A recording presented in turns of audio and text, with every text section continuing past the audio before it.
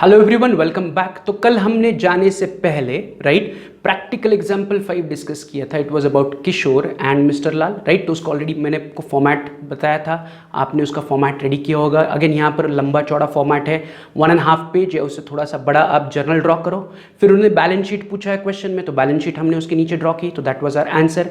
And फिर हमने तीसरे पेज पर as a working note revaluation account, partners capital account, right, and कौन सा अकाउंट ड्रॉ किया है, बैंक अकाउंट ड्रॉ किया है, क्योंकि क्वेश्चन में एसेट्स में कैश एट बैंक है, कैश इन हैंड नहीं है। तो मैंने तीसरा अकाउंट कौन सा ड्रॉ किया है, बैंक अकाउंट ड्रॉ किया। तो ये हमारा बेसिक फॉर्मेट बना, राइट।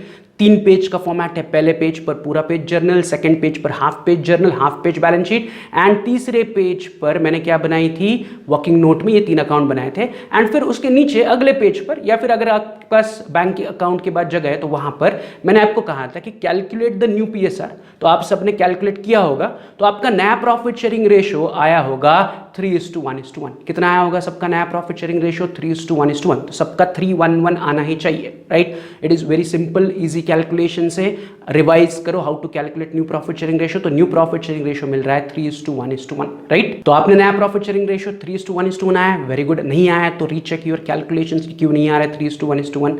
सो 3:1:1 इज आर नया प्रॉफिट शेयरिंग रेशो, राइट। तो इस पर हम बाद में आते, जब जरूरत पड़ेगी तब उसे देखते हैं। तो अभी इसे साइड में रखो, या यहां पर लिखा है वहीं पर रखो, साइड में मत रखो, यहीं पर रखो, राइट। तो अब हम चलते हैं ऑन सॉल्विंग द क्वेश्चन। उन्होंने क्वेश्चन में आपको पूछा है कि जर्नल एंट्रीज दो एंड बैलेंस शीट बनाओ, बट पहले हम क्या करेंगे, बैलेंस शीट को टैली करेंगे, क्योंकि बैलेंस शीट टैली होने पर हमारा रिवैल्यूएशन अकाउंट कंप्लीट हो जाएगा, पार्टनर्स कैपिटल कंप्लीट हो जाएगा, बैंक अकाउंट कंप्लीट हो जाएगा, एंड देन फिर इन सब का हम जर्नल एंट्री देंगे, राइट। पहले तो आगे बढ़ने से पहले क्या करो, इस क्वेश्चन पर 4 स्टार करके रखो, क्योंकि इसमें लगभग सारे पॉइंट्स कवर हो गए, right, of journal also and of sum solving also. Is it clear? तो shall we start solving the sum. तो मैंने क्या कहा, जर्नल पर अभी हमें कॉन्सेंट्रेट नहीं करना है, अभी हम कॉन्सेंट्रेट करेंगे ऑन लेजर। पहले हम ये 3 accounts, revaluation, partners capital and bank को कंप्लीट करेंगे, बैलेंस शीट को टैली करेंगे जो सेकंड पेज पर है, एंड फिर हम जर्नल एंट्रीज पर चलेंगे, राइट। जब हम जर्नल एंट्री देंगे तो हमें 1 से 8 स्टेप्स जर्नल की फॉलो करनी है, keep that in mind, right. But जब हम लेजर बनाते हैं तो हमें बस 4 स्टेप्स फॉलो करनी है। तो उन्हीं 4 स्टेप्स को फॉलो करके मैं पहले लेजर अकाउंट्स को कंप्लीट करूंगा, बैलेंस शीट को टैली करूंगा, राइट। तो what is my step number 1 of ledger, कि मैं पुराने बैलेंस शीट में जाऊंगा, पुराने पार्टनर्स के कैपिटल को उठाऊंगा एंड उन्हें पार्टनर्स कैपिटल अकाउंट के क्रेडिट में लिखूंगा। तो किशोर का कैपिटल है 90,000, लाल का कैपिटल 45,000, पुराने बैलेंस शीट से उठाया, पार्टनर्स कैपिटल के क्रेडिट में लिखा, बाय बैलेंस ब्रॉट डाउन, किशोर के कॉलम में 90,000, लाल के कॉलम में 48,000। Is it clear? सिंपल, पहला स्टेप। दूसरा स्टेप क्या करते हैं हम, जनरल रिजर्व फंड या P&L अकाउंट है या नहीं क्वेश्चन में वो चेक करते हैं, और उन्हें पार्टनर्स के बीच में पुराने रेशो में डिस्ट्रीब्यूट करते हैं, between old partners in old ratio. तो चेक करो, तो मैं लायबिलिटी साइड में देख रहा हूं, तो मुझे कैपिटल के ऊपर जनरल रिजर्व दिख रहा है 12,000, यस और नो। तो मैं सिंपली क्या करूंगा, इस 12,000 जनरल रिजर्व को किशोर एंड लाल के बीच में उनके पुराने रेशो यानी कि 3:1 में डिस्ट्रीब्यूट करूंगा। तो उसकी एंट्री कहां होगी, जनरल रिजर्व डिस्ट्रीब्यूट करने की, वो भी होगी पार्टनर्स कैपिटल के क्रेडिट में। मैं लिखूंगा बाय जनरल रिजर्व। 12,000 को अगर 3:1 में डिस्ट्रीब्यूट करोगे तो it is nothing but 9,000 and 3,000, किशोर के कॉलम में 9,000 एंड लाल के कॉलम में 3,000। Is it clear? सिंपल है दूसरा स्टेप। तीसरा स्टेप, बैलेंस शीट में चेक करो, is there any cash in hand या कैश एट बैंक। तो मैं अगर एसेट साइड में देख रहा हूं तो मुझे कैश एट बैंक मिल रहा है, मैं फटाफट उसे उठाऊंगा एंड बैंक के डेबिट में लिखूंगा as to balance brought down 30,000। Step 3, cash या बैंक का बैलेंस, कैश या बैंक का बैलेंस जो आपने as a working note draw किया है इस क्वेश्चन में, उसमें उठा के लिखो to balance brought down 30,000, right. तो आई थिंक ये तीनों स्टेप्स आपने की होगी, काफी सिंपल है 3 स्टेप्स। तो ये 3 स्टेप्स के बाद चौथी स्टेप क्या अप्लाई करते हैं हम, solve the adjustment, right. Adjustment को सॉल्व करो and each and every adjustment हमें क्या करना है, डबल इफेक्ट देना। यहां पर हम सारे अकाउंट्स बना रहे हैं तो हर एक एडजस्टमेंट को हमें 2 बार रिकॉर्ड या डबल इफेक्ट देना ही देना है। Is it clear? तो देखते हैं what is the first adjustment. तो वो कह रहे हैं ही शुड ब्रिंग, ही मतलब कौन, नया पार्टनर। तो कौन है नया पार्टनर, राम। तो Ram should bring 1/5 share in profit, या Ram should be given 1/5 share in the profit, and for that he brought 60,000 as capital through RTGS। तो राम को हम प्रॉफिट में से 1/5 हिस्सा दे रहे हैं, एंड उसके बदले में राम ने 60,000 रुपया कैपिटल आरटीजीएस से दिया। आरटीजीएस मतलब बैंक ट्रांसफर से दिया। तो नथिंग बट हमारे बैंक में पैसा आ रहा है, यस और नो। नया पार्टनर पैसा लेके आ रहा है तो वो बैंक में जमा होगा। तो पहला इफेक्ट मैं बैंक में दे रहा हूं to Ram's capital 60,000। As usual जब भी कैपिटल बिजनेस में आएगा कैश है बैंक के डेबिट में, यस और नो। कौन दे रहा है? राम दे रहा है एज इज कैपिटल। तो टू राम्स कैपिटल कितना आया? 60,000, पहला इफेक्ट। एंड ये राम का कैपिटल है तो वो पार्टनर्स कैपिटल अकाउंट के क्रेडिट में जाएगा बाय बैंक अकाउंट राम के कॉलम में 60,000। क्लियर है, सिंपल है, इजी है। चलते हैं दूसरे एडजस्टमेंट पर। Goodwill should be raised 60,000। Goodwill should be raised 60,000। तो कीप इट इन माइंड, जब भी गुडविल रेज करोगे तो रेज करने का फॉर्मूला है goodwill is raised between old partners in old ratio. Goodwill is raised in old partners old ratio. ये clear है सबको? गुडविल हम कैसे रेज करेंगे? ओल्ड पार्टनर्स के बीच में ओल्ड रेशो में ही रेज करेंगे। रेज कब होता है गुडविल? जब नया पार्टनर बिजनेस में कैश नहीं ला सकता है गुडविल के लिए, तो goodwill is raised in the books of accounts. तो कितना गुडविल रेज करना है? 60,000, यस और नो। तो अभी जैसे मैंने कहा कि गुडविल को रेज कैसे करना है? Between old partners in old ratio. तो जब भी गुडविल रेज करोगे उसका पहला इफेक्ट जाएगा पार्टनर्स कैपिटल के क्रेडिट में, क्योंकि गुडविल रेज हो रहा है मतलब पार्टनर्स के लिए फायदा है। गुडविल रेज होने पर फायदा, गुडविल राइट ऑफ होने पर नुकसान है। तो हमने 2-3 समय पहले गुडविल रिटर्न ऑफ की जर्नल एंट्री दी थी, तब हमने पार्टनर्स को डेबिट किया था।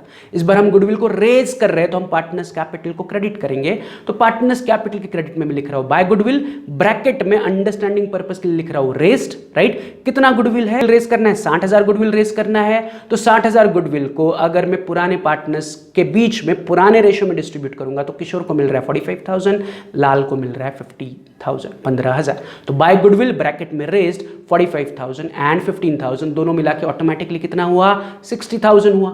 अब इसका सेकंड इफेक्ट कहां जाएगा? तो जो गुडविल रेज्ड है उसका सेकंड इफेक्ट में उठा के एसेट्स में लिखूंगा। तो जो मेरा सेकंड पेज है जहां पर मैंने हाफ बैलेंस शीट बनाई है, तो मैं एसेट्स में लिख रहा हूं फर्स्ट लाइन पर गुडविल 60,000। तो goodwill raised is always double effect, ऐसा ही होगा ईच एंड एवरी सम में। जब भी गुडविल रेज करने के लिए कहेंगे तो पहला effect partners capital credit, right, by goodwill raise 45,000 and 15,000, 3:1 में मैंने गुडविल रेज डिस्ट्रीब्यूट किया, उठाया एंड एसेट्स में लिखा टोटल कितना गुडविल रेज हो रहा है? 60,000, यस और नो। तो assets first line goodwill 60,000। Clear है? तो यहां पर हमारी सेकंड एडजस्टमेंट भी कंप्लीट हुई। सिंपल थी, गुडविल रेज करना था। इससे पहले वाले सम में भी हमने गुडविल रेज करना सीखा था। चलते हैं ऑन दी थर्ड एडजस्टमेंट। तो तीसरे एडजस्टमेंट वो कह रहे हैं appreciate land and building bye 20%। Land and building को 20% से एप्रिसिएट करो, इंक्रीज करो। सिंपल है। तो पहले मैं चेक कर रहा हूं कि पुराने बैलेंस शीट में मेरे पास कितने की लैंड एंड बिल्डिंग है? 75,000, यस और नो। तो पहले मैं उस 75,000 की लैंड एंड बिल्डिंग को उठा के नए बैलेंस शीट के एसेट में लिख रहा हूं लैंड एंड बिल्डिंग 75,000, यस और नो। अब मुझे उसे कितने से एप्रिसिएट करना है? 20% से। तो नेक्स्ट लाइन पर मैं लिख रहा हूं प्लस एप्रिसिएटेड 20%। तो 75,000 का 20% बना 15,000। तो 75 plus 15 total land and building बाहर बची 90,000। पुराने बैलेंस शीट से 75 उठा के लिखे एंड मैंने 20% 75,000 का 20% 15,000 ऐड किया, तो total land and building to outer column is 90,000। अब land and building is my asset. Asset बढ़ने से हमारा क्या होगा? प्रॉफिट, यस और नो। लैंड एंड बिल्डिंग बढ़ रहा है, प्रॉफिट हो रहा है, तो प्रॉफिट को हम कहां लिखेंगे? तो प्रॉफिट को मैं लिखूंगा रिवैल्यूएशन अकाउंट के क्रेडिट में as by land and building. कितने का फायदा हो रहा है? 15,000। Simple, easy, clear. सिंपली क्या करना था? लैंड एंड बिल्डिंग को एप्रिसिएट करना था। तो मैंने नए बैलेंस शीट में 75 की लैंड एंड बिल्डिंग लिखी, उसमें 15,000 एप्रिसिएट किए, दैट इज 20% एप्रिसिएट किए, एंड जो प्रॉफिट हुआ वो रिवैल्यूएशन अकाउंट के क्रेडिट में लिख लिया। तो मेरा डबल इफेक्ट हो गया लैंड एंड बिल्डिंग एप्रिसिएट करने का। चलते हैं on the next adjustment, that is adjustment number 4। क्या कह रहे हैं? Furniture and stock to be depreciated by 10%। Furniture and stock को 10% से डेप्रिसिएट करना है। डेप्रिसिएट करना है मतलब रिड्यूस करना है, कम करना है। फर्नीचर की वैल्यू 10% से कम करो, स्टॉक की वैल्यू भी 10% से कम करो। तो एक एक करके सॉल्व करते हैं। पहले मैं फर्नीचर पे कॉन्सेंट्रेट करता हूं। तो पुराने बैलेंस शीट में देख के मुझे बताओ फर्नीचर कितना है? 6,000। तो पुराने बैलेंस शीट से 6,000 फर्नीचर उठाओ, नए बैलेंस शीट के एसेट्स में लिखो फर्नीचर इनर कॉलम में 6,000। अब उससे मुझे डेप्रिसिएशन क्या करना है? माइनस करना है। डेप्रिसिएट यानी कि फर्नीचर को कम करना है। तो नेक्स्ट लाइन पर मैं लिख रहा हूं माइनस 10% डेप्रिसिएशन। तो 6,000 का 10% हुआ 600। तो मेरा फर्नीचर बाहर बचेगा 5,400। 6,000 माइनस 600, फर्नीचर बाहर बचा 5,400। अब दूसरा इफेक्ट, फर्नीचर बढ़ रहा है या कम हो रहा है, तो फर्नीचर कम हो रहा है, हम फर्नीचर को डेप्रिसिएट कर रहे हैं, मतलब there is a loss on furniture, तो उस लॉस को मैं उठाऊंगा एंड रीवैल्यूएशन के डेबिट में लिखूंगा टू फर्नीचर 600। इजी, तो ये भी क्लियर है, सिंपल है कि फर्नीचर को डेप्रिसिएट करो, राइट। तो फर्नीचर को डेप्रिसिएट किया, नए बैलेंस शीट से मैंने 600 रुपए माइनस करके नए बैलेंस शीट में 5400 बाहर बचे, एंड जो 600 रुपए का नुकसान है वो मैंने रिवैल्यूएशन अकाउंट के डेबिट में लिख लिया। तो यहां पर मेरा डेप्रिसिएशन का डबल इफेक्ट हुआ, बट ऑफ फर्नीचर उसी एडजस्टमेंट में कह रहे हैं कि स्टॉक को भी डेप्रिसिएट करो 10% से। तो फिर से मैं पुराने बैलेंस शीट में चेक कर रहा हूं कि मेरे पास 60,000 रुपए का स्टॉक है, तो वो 60,000 रुपए का स्टॉक पुराने बैलेंस शीट से उठाया, नए बैलेंस शीट में लिखा stock, inner column 60,000। Immediately next line पर मुझे क्या करना है, उसे डेप्रिसिएट करना है, तो मैं लिख रहा हूं माइनस डेप्रिसिएशन 10%, तो 60,000 का 10% इज 6,000, तो 60 माइनस 6,000, बाहर मेरा स्टॉक बचेगा 54,000। ये सॉर्ट नो, 60,000 में से 6,000 माइनस हुए डेप्रिसिएशन के, तो 54,000 स्टॉक की फाइनल वैल्यू। अब स्टॉक जब डेप्रिसिएट होगा तो स्टॉक फिर से एसेट है, एसेट डेप्रिसिएट होने पर हमारा क्या होगा, नुकसान होगा। तो नुकसान हम कहां लिखेंगे, रीवैल्यूएशन के डेबिट में मैं लिखूंगा टू स्टॉक 6,000। सिंपल है, चले आगे।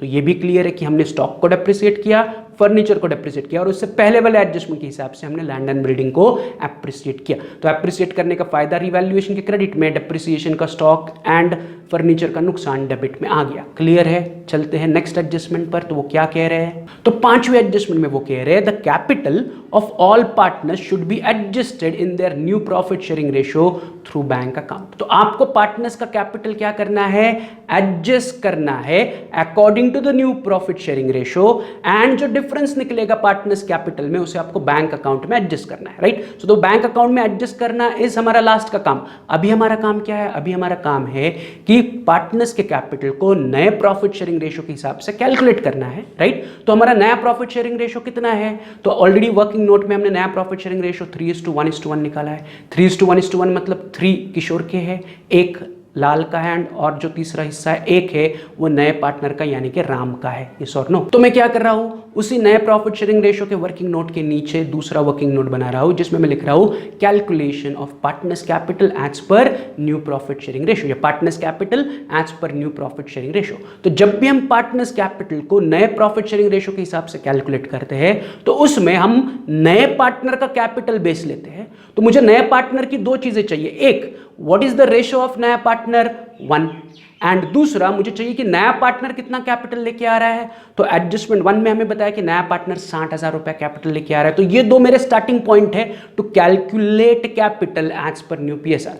क्या है दो स्टार्टिंग पॉइंट, कि नए पार्टनर का प्रॉफिट में कितना हिस्सा है, तो नए रेशो के हिसाब से उसका हिस्सा है 1, नया पीएसआर में तीसरा हिस्सा उसका है 1, एंड उसका कैपिटल कितना है 60,000। तो मैं अपना पहला स्टेटमेंट वर्किंग नोट में ऐसे लिखूंगा कि Ram's capital for 1 share of profit is equal to 60,000। ये क्लियर है कि राम को हम प्रॉफिट में से एक हिस्सा दे रहे हैं, और उस एक हिस्से के लिए राम 60,000 रुपया कैपिटल लेके आ रहा है। एक हिस्सा is from the new profit sharing ratio, and 60,000 उसका कैपिटल जो वो लेके आ रहा है, एडजस्टमेंट 1 में बताया। तो मैं क्या लिख रहा हूं, पहला statement Ram's share of capital, या Ram's capital for 1 share of profit is equal to 60,000।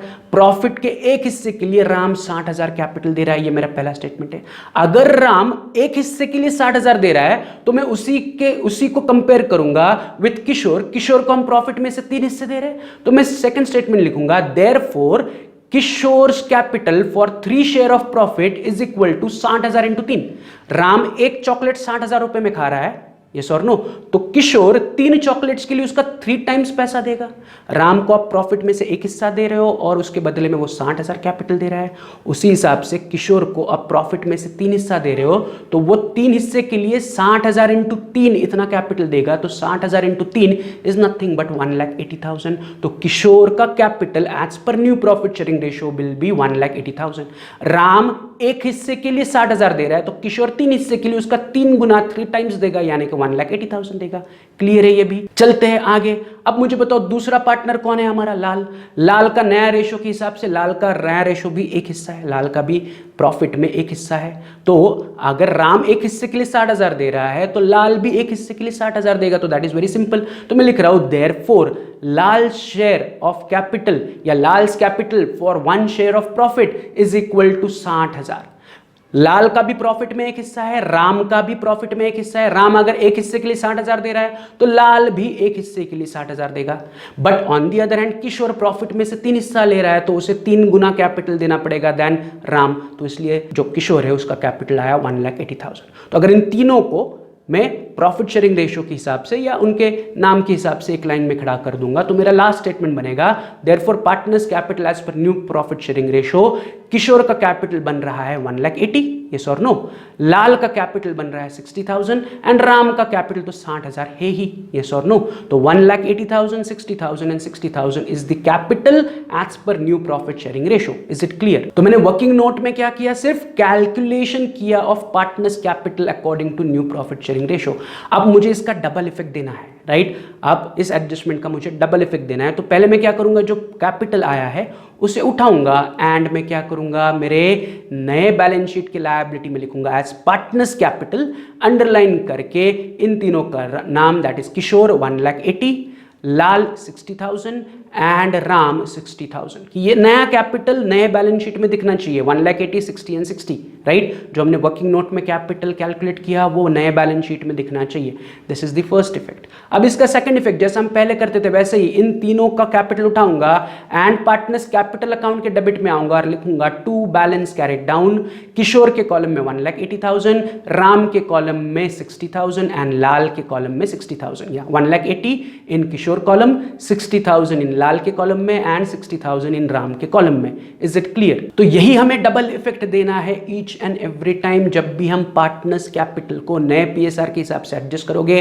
तो पहला इफेक्ट देना है नए बैलेंस शीट के लायबिलिटी में जो नया कैपिटल मिला वो, एंड दूसरा इफेक्ट पार्टनर्स कैपिटल के क्रेडिट में लिखना है as to balance carried down कि मुझे इतना बैलेंस रखना है कैपिटल में ताकि उतना ही बैलेंस मेरा लायबिलिटी में बैलेंस शीट में दिखे, राइट? तो मैंने ये डबल इफेक्ट दे दिया, राइट? तो यहां पर हमारा ये सॉल्विंग हो गया, बट इसमें से एक पार्ट अभी भी बाकी है कि जो डिफरेंस है वो बैंक में एडजस्ट करो। तो जब हम पार्टनर्स कैपिटल, अब इसके बाद बैलेंस करेंगे, पार्टनर्स कैपिटल में जो मुझे डिफरेंस मिलेगा वो मुझे बैंक में एडजस्ट करना है।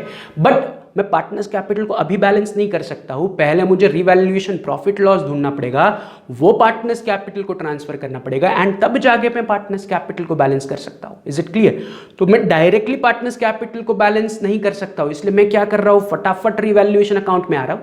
We are done with all the adjustment, yes और नो? तो मैं रिवैल्यूएशन अकाउंट क्लोज कर सकता हूं, तो मैं रिवैल्यूएशन अकाउंट को क्लोज करूंगा, प्रॉफिट लॉस कैलकुलेट करूंगा, वो पार्टनर्स के बीच में डिस्ट्रीब्यूट करूंगा, राइट? एंड फिर मैं पार्टनर्स कैपिटल को बैलेंस करके फिर पार्टनर्स कैपिटल का बैलेंसिंग फिगर को मैं बैंक में एडजस्ट करूंगा। तो कैसे देखते हैं, let's close revaluation account first. तो सब लोग रिवैल्यूएशन अकाउंट में अगर देख रहे हो तो क्रेडिट साइड में 15,000 है, डेबिट साइड में 6,600 है, तो there is a revaluation profit of 8,400, yes और नो? तो मुझे रिवैल्यूएशन प्रॉफिट कितना मिल रहा है, 8,400। इस 8,400 को मैं क्या करूंगा, पुराने पार्टनर्स यानी कि किशोर एंड लाल को उनके पुराने रेशियो में डिस्ट्रीब्यूट करूंगा, दैट इज 3:1 में।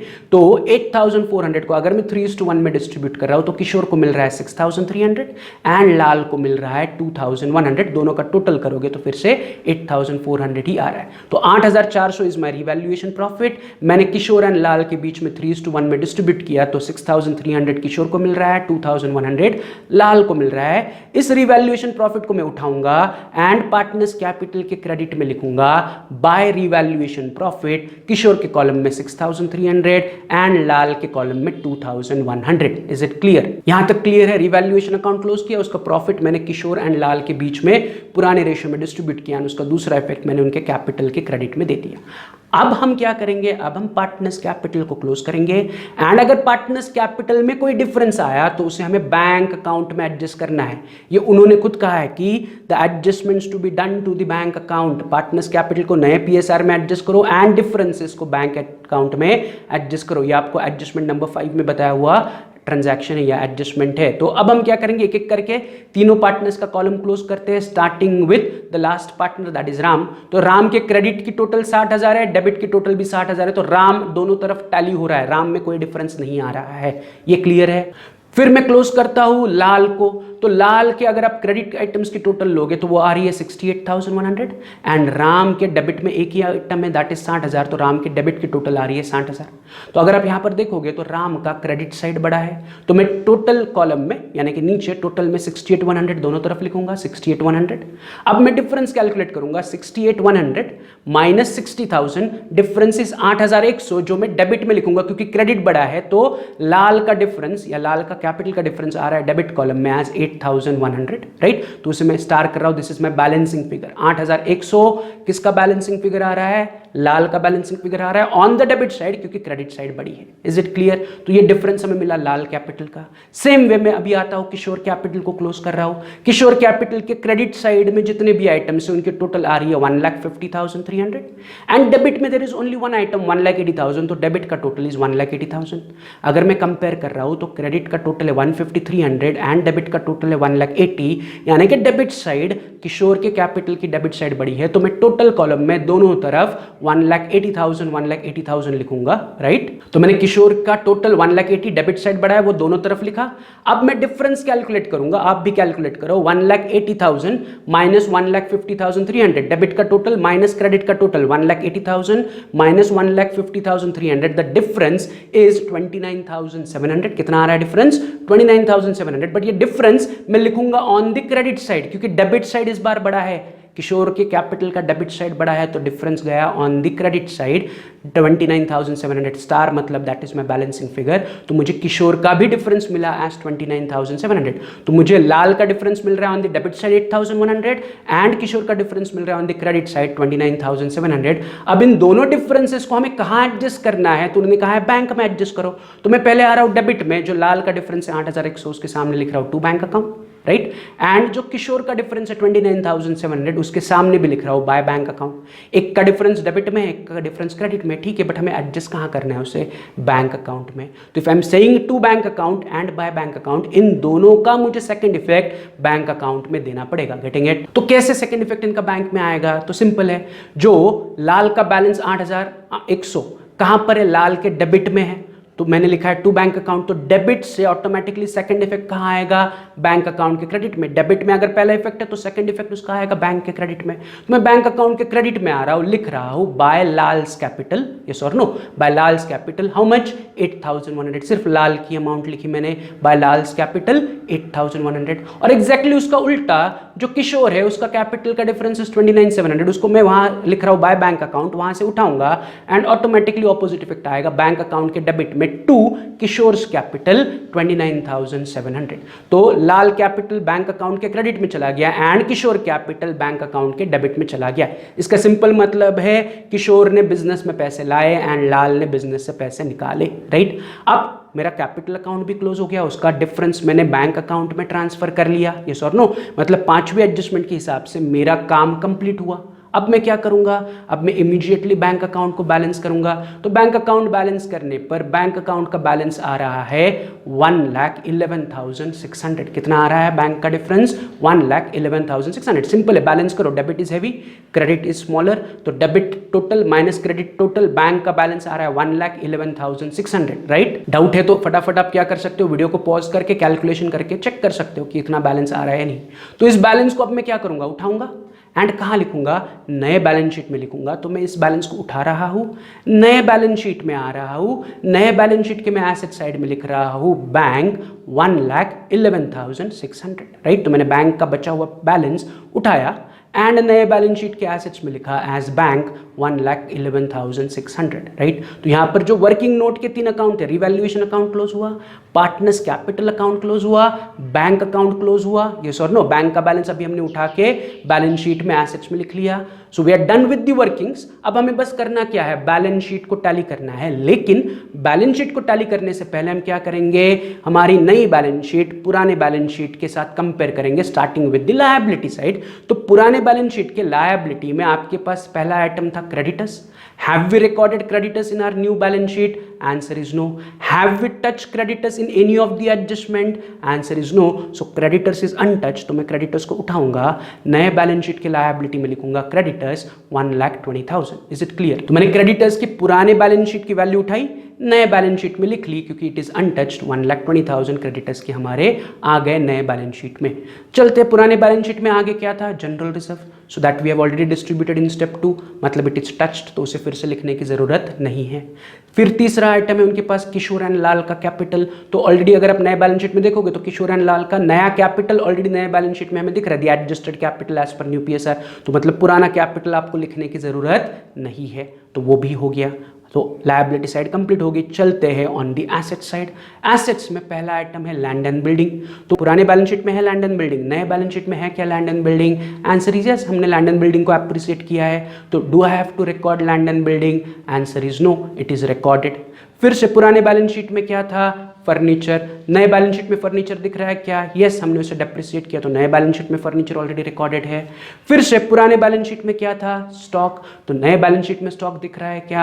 आंसर इज यस, कि स्टॉक को भी हमने डेप्रिसिएट किया, तो फर्नीचर रिकॉर्डेड है, स्टॉक रिकॉर्डेड है, बिल्डिंग रिकॉर्डेड है। उसके बाद उनके पास थे डेटर्स पुराने बैलेंस शीट में। नए बैलेंस शीट में कहीं पर डेटर्स दिख रहा है क्या? Answer is no, there is no debtors. But debtors को हमने एडजस्टमेंट में कहीं पर कुछ किया था क्या? आंसर इज नो, मतलब डेटर्स इज अनटच्ड, इसलिए मैं पुराने बैलेंस शीट से डेटर उठा रहा हूं, नए बैलेंस शीट में डेटर्स लिख रहा हूं 60,000। Is it clear? तो मैंने पुराने बैलेंस शीट के डेटर्स नए बैलेंस शीट में रिकॉर्ड किए, बिकॉज डेटर्स को हमने कहीं पर भी हाथ नहीं लगाया था, तो दे वेर अनटच्ड। डेटर्स के बाद पिछले बैलेंस शीट में या पुराने बैलेंस शीट में उनके पास था बिल्स रिसीवेबल 39,000, राइट? तो अगेन नए बैलेंस शीट में मुझे बिल्स रिसीवेबल दिख रहा है क्या? Answer is no, so there is no bills receivable in new balance sheet. But bill receivable के साथ हमने एडजस्टमेंट सॉल्व करते वक्त क्या कहीं पर कुछ किया है क्या? उसका आंसर भी नो है, मतलब bills receivable is also untouched. तो मैं पुराने बैलेंस शीट से बिल्स रिसीवेबल उठाऊंगा, नए बैलेंस शीट में लिखूंगा बिल्स रिसीवेबल 39,000। क्लियर है? And last item in the old balance sheet was cash at bank. कितना था cash at bank? 30,000। But cash at bank अगर आप देखोगे तो ऑलरेडी हमारे पास एसेट्स में नया कैश एट बैंक या बैंक बैलेंस दिख रहा है, तो again I don't have to write it. या अगर आपको याद है तो तीसरे स्टेप में हमने ये बैंक का बैलेंस उठा के बैंक अकाउंट में लिख लिया था, तो it is touched item, it is not untouched item, तो मुझे उसे लिखने की जरूरत नहीं है, राइट? तो मैंने बैलेंस शीट, नए बैलेंस शीट, पुरानी बैलेंस शीट कंपेयर की, अनटच्ड आइटम्स को रिकॉर्ड किया, लायबिलिटी में मैंने क्रेडिटर्स को रिकॉर्ड किया, एसेट्स में मैंने डेटर्स एंड बिल रिसीवेबल को रिकॉर्ड किया, राइट? ये अनटच्ड थे, तो अब my balance sheet should get tally automatically. तो अगर मैं बैलेंस शीट का टोटल कर रहा हूं तो मेरा लायबिलिटी एंड एसेट या मेरी बैलेंस शीट टैली हो रही है फॉर 4,20,000। कितने में टैली हो रही है? 4,20,000 on asset side, 4,20,000 on the liability side. Totalling आप क्रॉस चेक किया करो, right? There is no shortcut for totalling, आपसे टोटलिंग किया करो। हाँ, मैंने बता दिया, आपने लिख लिया, डोंट डू इट। हर एक कैलकुलेशन में जो यहाँ पर बता रहा हूँ, आप वीडियो को पॉज करके इमीडिएटली अपना अपना टोटलिंग क्रॉस चेक करो, राइट? कभी कभार मेरे आंसर गलत भी हो सकते हैं, अगर है ऐसा तो मुझे आप क्या कर सकते हो, कम्युनिकेट कर सकते हो थ्रू चैट एंड बता सकते हो कि इस क्वेश्चन में ये अमाउंट आपकी गलत है, ऐसा हो सकता है, राइट? तो वो आप क्रॉस चेक किया करो। मैंने बोल दिया, आपने लिख लिया, ऐसा नहीं चलेगा। Is it clear, right? तो यहाँ पर हमारी बैलेंस शीट टैली होगी, मतलब जो हमारा क्वेश्चन जो उन्होंने पूछा था कि जर्नल एंट्री दो एंड बैलेंस शीट बनाओ, बैलेंस शीट टैली हो गई, अभी भी जर्नल एंट्री पेंडिंग है, तो मैं फटाफट फर्स्ट पेज पे आ रहा हूं एंड जर्नल की तैयारी कर रहा हूं। तो अब जब हम जर्नल एंट्रीज देंगे इस क्वेश्चन के लिए, तो how many steps we have to follow? We have to follow the 8 steps, right? तो मैं यहां पर उसको समराइज कर रहा हूं फिर से कि हमारी कौन सी 8 स्टेप्स है, राइट? तो ध्यान से सुनो कि हमारी 8 स्टेप्स क्या है। तो हमारी जो स्टेप नंबर 1 है वो हमेशा हम क्या करेंगे, पार्टनर्स कैपिटल ने क्या क्या या नए पार्टनर ने किस किस चीज के लिए कैश लाई उसका जर्नल एंट्री करेंगे, यस और नो? तो जैसे कि यहां पर राम आ रहा है, तो राम किस चीज के लिए पैसा लेके आ रहा है, तो वो सिर्फ कैपिटल के लिए पैसा लेके आ रहा है, तो मेरा स्टेप 1 में मैं कैपिटल लाने की एंट्री करूंगा, राइट? मैं ओरली आपको बता रहा हूं, आपको लिखना है, वो एंट्री बनेगी कि पैसा आ रहा है तो bank account debit to Ram's capital, you have to write it, right? मैं अभी नहीं लिख रहा हूं, कल आने के बाद हम डिस्कस करके उसे लिखेंगे। तो पहला एंट्री हमेशा नया पार्टनर क्या लेके आ रहा है उसके लिए होगी। एंड अगर उसी स्टेप में हमने लिखा है कि अगर कैपिटल रेज किया है, राइट, तो उसका भी हमें एंट्री करना है, यस और नो। तो कैपिटल रेज करने की एंट्री मैंने ऑलरेडी आपको सिखाई है, वो देखो, एंड यहाँ पर कैपिटल रेज करने की एंट्री करो, यस और नो। फिर स्टेप नंबर 2 में मैंने क्या कहा है कि स्टेप नंबर 2 में मैंने कहा है कि पार्टनर्स के बीच में अगर नया पार्टनर गुडविल लेके आ रहा है तो वो गुडविल आपको पुराने पार्टनर्स को सैक्रिफाइस रेशियो में डिस्ट्रीब्यूट करना है, उसकी जर्नल एंट्री। बट यहाँ पर नया पार्टनर गुडविल के लिए पैसा ही नहीं लेके आ रहा है, तो गुडविल को सैक्रिफाइस रेशियो में बांटने की एंट्री होगी नहीं। गुडविल रेज है यहाँ पर, तो स्टेप 1 में गुडविल रेज चला गया, बट गुडविल को हमने पार्टनर्स के बीच में सैक्रिफाइस रेशियो में बांटा है क्या? नहीं, तो स्टेप नंबर 2 की जर्नल एंट्री नहीं होगी। स्टेप 3 क्या कहता है कि goodwill withdrawn bye partner if any, या एसेट या liability taken by partner if any, तो उसके लिए जर्नल एंट्री दे दो। तो यहाँ पर गुडविल विड्रॉ किया है क्या पार्टनर्स ने? आंसर इज नो, तो उसकी कोई जर्नल एंट्री नहीं होगी। क्या कोई पार्टनर ने एसेट या लायबिलिटी बिजनेस से ली है? आंसर इज नो, तो उसका भी जर्नल एंट्री नहीं होगा, मतलब स्टेप 3 का भी जर्नल एंट्री नहीं होगा, यस और नो।